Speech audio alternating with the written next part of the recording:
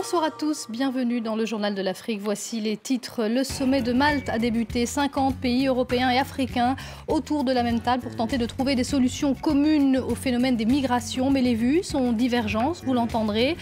Et puis notre invitée, ce sera Cécile Kyenge, députée européenne, ancienne ministre italienne de l'intégration. Reportage en Afrique du Sud auprès de mineurs qui attaquent en justice leur entreprise. Atteints de tuberculose et de silicose, ils ont tout perdu et attendent réparation. Une action groupée qui pourrait être historique dans le pays. Un tube qui fait le tour du continent mais aussi d'Internet avec près de 3 millions de vues déjà et qui suscite la polémique. Son titre en dit beaucoup, Coller la petite. Jugée obscène, la chanson de Franco a été interdite dans une région du Cameroun mais continue à faire danser dans les capitales africaines. Après une année marquée par de très nombreux naufrages en Méditerranée, une cinquantaine de chefs d'État et de gouvernement sont réunis à Malte pour ce sommet Union européenne-Afrique. L'objectif affiché du côté de l'Europe, établir un plan d'action pour empêcher que les drames se répètent, mais aussi pour limiter les arrivées d'Africains en Europe. Mais de l'autre côté de la Méditerranée, on a d'autres points de vue. Écoutez le président sénégalais Macky Sall. Sur l'éventualité de création de centres de rétention dans des pays africains, nous sommes d'avis que cette question sensible doit être sérieusement examinée à la lumière des règles qui gouvernent la migration dans nos espaces communautaires. Ensemble, refusons la stigmatisation. Ensemble, refusons la politique des barricades et du repli sur soi. Ce n'est pas la voie de l'avenir. La voie de l'avenir, pour nous, c'est celle de la collaboration et du partenariat. Et on va prendre tout de suite la direction de Bruxelles, où nous sommes en direct avec Cécile Kyenge, députée européenne, ancienne ministre italienne de l'intégration. Bonsoir. Bonsoir. Vous avez beaucoup travaillé sur ce dossier de l'immigration au Parlement européen, mais aussi quand vous étiez ministre. Alors on vient d'entendre le président sénégalais qui dit pas de barricade, pas de repli sur soi, mais il faut de la collaboration, un partenariat entre l'Afrique et l'Europe. Est-ce que vous partagez cette position ?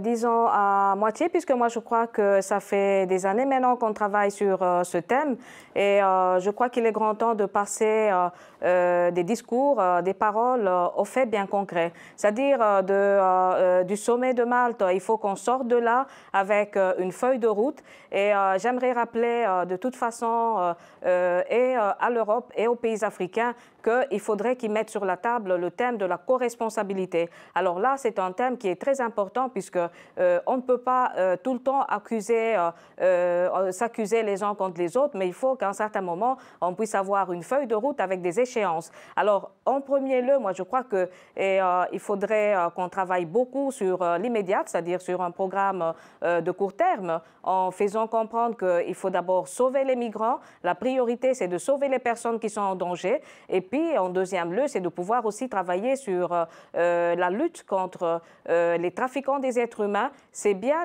il y a des points que j'ai quand même partagés dans le discours du président Macky Sall, c'est-à-dire le fait de ne pas construire des murs, des barricades. Mais sur ça, il faut que des deux côtés, on puisse travailler sur les causes profondes de l'immigration. Et n'oublions pas que les pays africains aussi ont une responsabilité dans tout ça. Alors du côté européen, on a entendu la chancelière allemande Angela Merkel qui a dit qu'il fallait combattre l'immigration illégale, mais encourager en revanche les possibilités légales de s'installer, de travailler en Europe. Est-ce que ça, c'est une bonne position selon vous ? Mais oui, c'est un des points sur lesquels on doit beaucoup travailler et je crois que des deux côtés, on doit d'abord, premièrement, renforcer les voies légales de l'immigration. Puisque vous voyez, si on ne renforce pas les voies légales de l'immigration et de l'asile, les gens vont se confier, c'est-à-dire ils vont directement aller demander de l'aide aux trafiquants, des êtres humains, c'est-à-dire aux passeurs aussi. Et c'est sur ça qu'on doit beaucoup travailler. Alors là, si on veut combattre et on veut donner des propositions sur tout ça, il faut qu'on essaye d'insister et d'investir aussi sur la coopération internationale, l'aide au développement, la possibilité qu'on ait des politiques de pacification et sur la démocratie. D'ailleurs, ces derniers temps, je travaille beaucoup sur l'accompagnement, par exemple, au processus électoral, juste pour avoir des institutions fortes qui doivent être élues par leur pays. C'est aussi ça, un processus électoral. Donc, si je parle d'intervenir sur les causes profondes de l'immigration et qui déplacent beaucoup de jeunes, c'est l'incapacité de pouvoir s'installer dans des pays là où la situation politique n'est pas stable. Donc, les gens fuient. Il y a beaucoup de causes. Il y a ça, il y a la pauvreté, il y a le changement climatique. Il y a là toutes ces causes sur lesquelles on doit d'abord, on doit aussi s'y pencher. Donc, c'est bien de faire des grands discours, mais je crois qu'à partir de Malte, on doit sortir de là avec une feuille de route bien claire. Une question plus personnelle, Cécile Kenge, vous êtes vous-même issue de l'immigration d'origine congolaise. Est-ce que dans les discours de certains leaders européens, il y a des termes, des choses qui vous choquent ?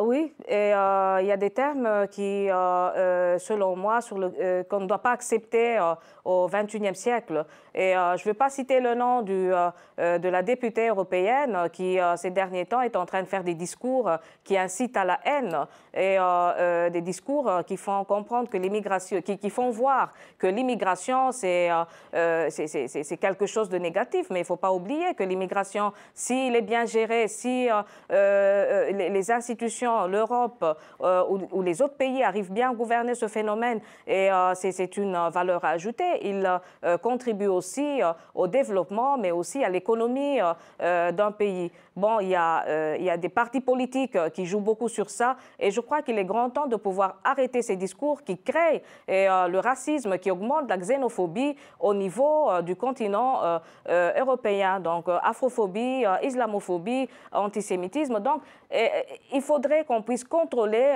nos discours. Il y a beaucoup de leaders politiques qui insistent et qui utilisent ce langage que je condamne, et je crois qu'il est grand temps qu'on puisse commencer à faire de l'Europe une terre d'accueil, qu'on puisse commencer à voir aussi dans nos discours, on puisse mesurer aussi nos mots, mais de la même façon, je condamne par exemple aussi les autres pays, c'est-à-dire des pays du continent africain qui n'arrivent pas à donner la possibilité aux jeunes ou bien, disons, à la population de pouvoir commencer leur vie dans ces pays. Donc, je crois qu'il faut mettre ça sur la table, parler avec un langage franc. Merci beaucoup, Cécile Kenge, d'être intervenue dans ce journal sur France 24. Au cœur de ce que qualifie l'Europe de cette crise des migrants, un pays, la Libye, en situation de quasi-anarchie, dont les frontières et les côtes sont difficilement contrôlées. Regardez ce reportage. Un scénario quotidien pour ces gardes-côtes libyens. Une virée en mer pour arrêter une embarcation de migrants ou récupérer les corps des noyés. Chaque jour, un défi pour contrôler plus de 1500 km de côte, avec trop peu de moyens. Nous avons assez de membres, mais nos ressources sont limitées. Pour l'instant, nous n'avons que 2 bateaux. 2 bateaux pour faire face aux centaines de migrants qui tentent le départ chaque semaine. Rachid avait payé les passeurs près de 1 400 € pour rejoindre l'Italie. Désormais, il est enfermé dans ce centre de rétention, comme 5000 autres personnes dans la capitale libyenne. Des gens en Italie m'ont appelé pour me dire qu'ils étaient arrivés sains et saufs et que nous pouvions entrer en Italie. La Libye est dans une situation proche de la guerre civile depuis 2011, avec 2 gouvernements opposés. Et l'organe de lutte contre l'immigration clandestine, l'OLIC, fait face à des réseaux de passeurs de plus en plus puissants. La majorité des gens responsables de la contrebande sont des Éthiopiens, des Somaliens et des Soudanais. Ils font partie de gangs qui ont un très haut niveau de coordination. À Tripoli, l'OLIC ne dispose que d'un seul minibus de 24 places pour transporter les centaines de migrants vers les centres de rétention. Il disposait également d'une ambulance, aujourd'hui en panne, touchée par des coups de feu. En Afrique du Sud, un procès qui s'annonce déjà historique. Des mineurs atteints de tuberculose et de silicose, de maladies pulmonaires, veulent intenter un procès contre plusieurs entreprises minières. La Haute Cour de justice, saisie du dossier, doit trancher dans les prochaines semaines sur la tenue ou non de ce procès. Caroline Dumais et Stéphane Carsten ont rencontré certains de ces mineurs qui ont tout perdu.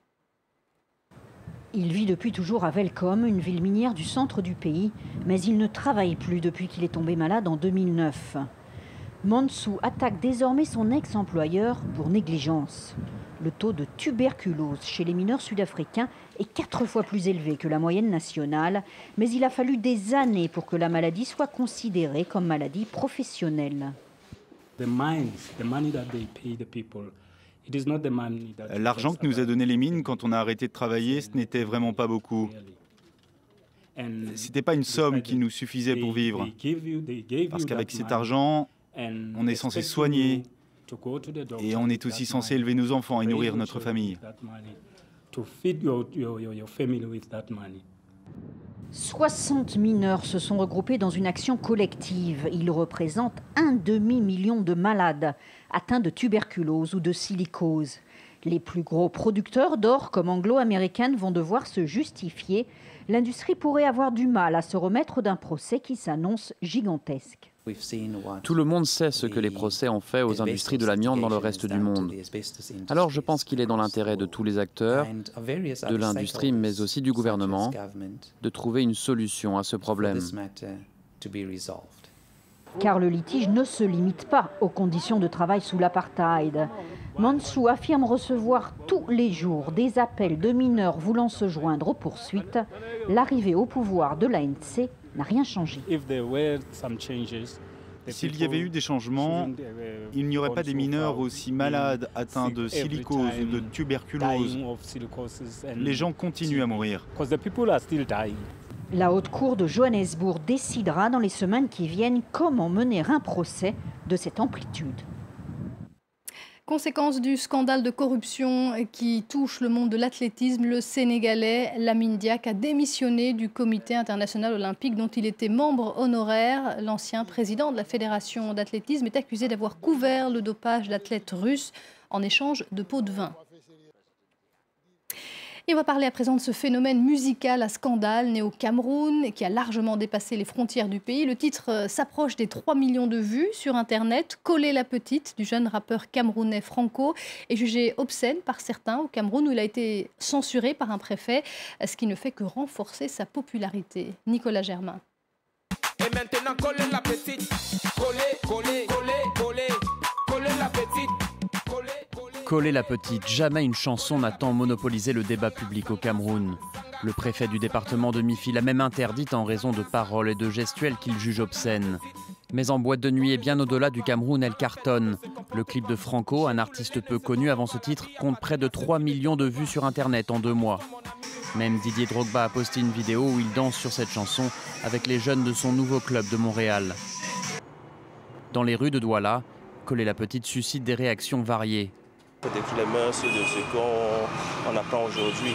C'est-à-dire quoi? C'est-à-dire que tu vas voir un enfant tout petit qui a appris coller la petite. Personnellement, je ne trouve rien d'obscène dans cette chanson, puisque d'autres précédemment ont chanté plus grave que ça et elles n'ont pas été censurées. Je n'ai pas envie de mentionner les différents personnages, mais bon, c'est une chanson d'ambiance que les enfants aiment bien. Si l'artiste camerounais gagnait ce qu'il attendait de ses œuvres, il n'est pas se mettre à chanter ce genre de musique. Mais au Cameroun, l'artiste n'a pas sa place. Franco est né il y a 28 ans à Akwa, un quartier populaire de Douala. Il prépare actuellement une tournée africaine et européenne. Jusqu'ici, on entendait surtout des musiques du Nigeria, du Congo et de la Côte d'Ivoire dans les boîtes de nuit. Franco espère que désormais le Cameroun pourra coller à ce trio de tête. Coller la petite, coller la petite. Et voilà, c'est la fin de ce journal. Restez avec nous, l'info continue tout de suite sur France 24.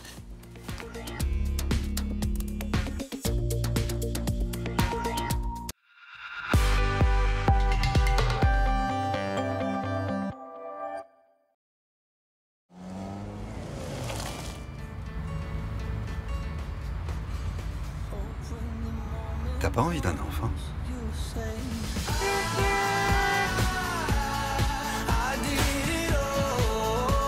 Bah quoi?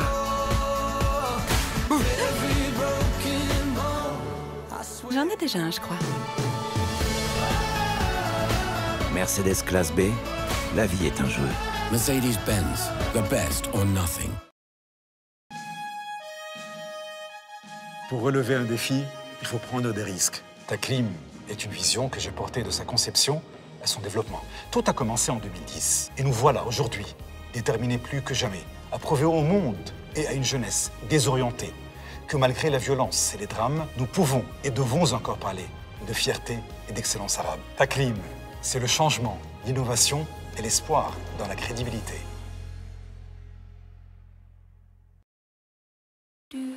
Lui, c'est Julien. Il aime sortir gagnant de toutes les situations. Il adore être étonné. Mais ce qu'il préfère par-dessus tout, ce sont les bonnes surprises. Parce que comme Julien, vous aimez les bonnes nouvelles, Engie vous propose son offre à prix fixe 3 ans ajustable à la baisse pour l'électricité et le gaz. Engie, votre fournisseur d'électricité, de gaz et de services.